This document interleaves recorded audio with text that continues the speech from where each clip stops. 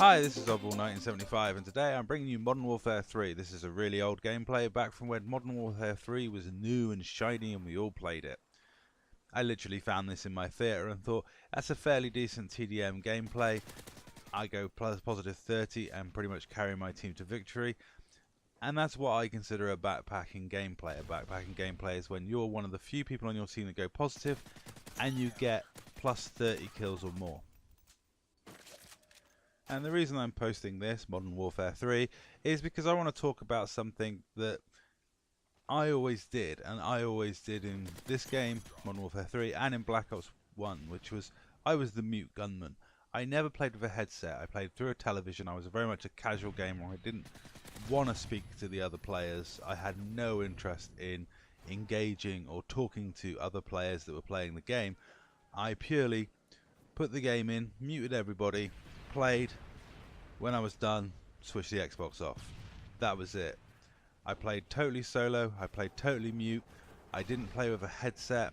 I used to drive hella nuts with the grenades going out and Sticky going out. She still references that today. I used to drive her nuts. But I digress. So what I'm basically saying is that I played pretty much a year of Call of Duty on Modern Warfare 3 and 6-7 months of Call of Duty on Black Ops 1, completely solo, completely mute, and with no care in the world. In fact, I played the first 3 or 4 months of Black Ops 2 exactly the same.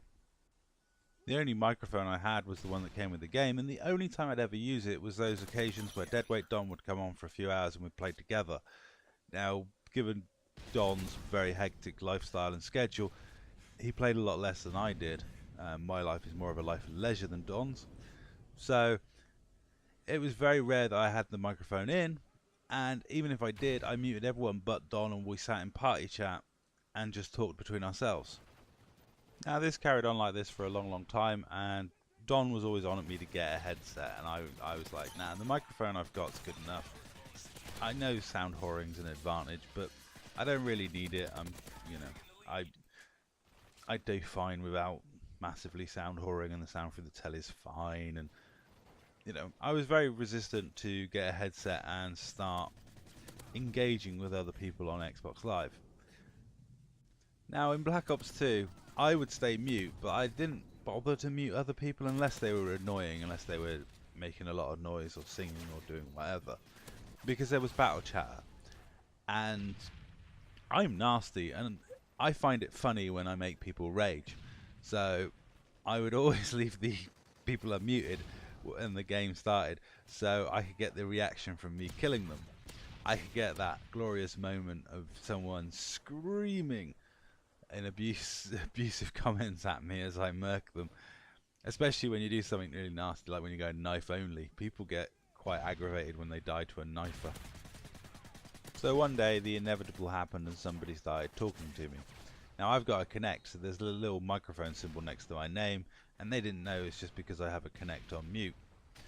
So I was left with this position: do I start talking to them, or do I just ignore or mute them? So I hunted around, dug out my old Xbox microphone, plugged it in, and replied. And before you know it, I was playing with Pokey, Skippy and all that lot. So I am now someone who socially interacts over Xbox. I have a headset, I talk to people. I'm not as sociable as some of the people I play with, Pokey especially, will strike up conversation quite often in foreign languages with anybody that we meet that seems interested in talking. With mixed results, let's say. And oddly enough, socially interacting and talking to people on Xbox Live has actually enhanced my enjoyment. Getting myself a headset has proved to be a massive advantage. Sound whoring is a lot more important in Call of Duty than you think until you actually start doing it. And socially interacting with people has provided extra interest.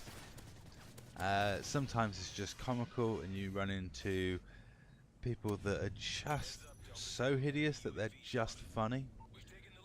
Really like properly hilariously stupid and abusive. Unfortunately, just before I got my Elgato, me and Pepper ran into a guy who was Dad of the Year material. I mean, seriously, hilariously vile towards his children while playing video games. And unfortunately I didn't have my Elgato at the time, so I wasn't able to record it, because he'd have been definitely worth it. There was Psychos running with a bad mother. That was pretty epic and funny. So I've got to say, all in all, while you do have to have a thick skin if you're going to communicate with people over Xbox Live, and you do have to expect a certain amount of abuse, it can be fun. It surprises me every day, the people we run into, the people we meet. It can be a really good laugh. You can have great evenings on Search and Destroy, when either you're running into people who are funny, genuinely funny and nice, or you're running into idiots that are just funny in the way that they take everything so seriously and get really aggressive and upset if you start beating them. So if you are out there and you are a mute warrior like I was, I would recommend you take the plunge, get a headset and talk to people. For the most part, it will improve your experience of Xbox Live, and it proves to be more immersive. And if you don't like what you're hearing, if you run into someone you don't like the sound of, you can always mute them.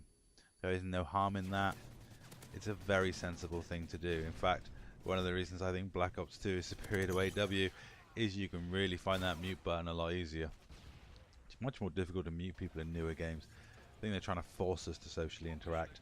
But that's the gameplay winding up, and that's this commentary winding up.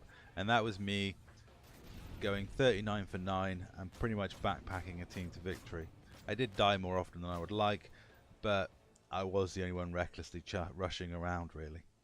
So that's all, and thank you very much for watching.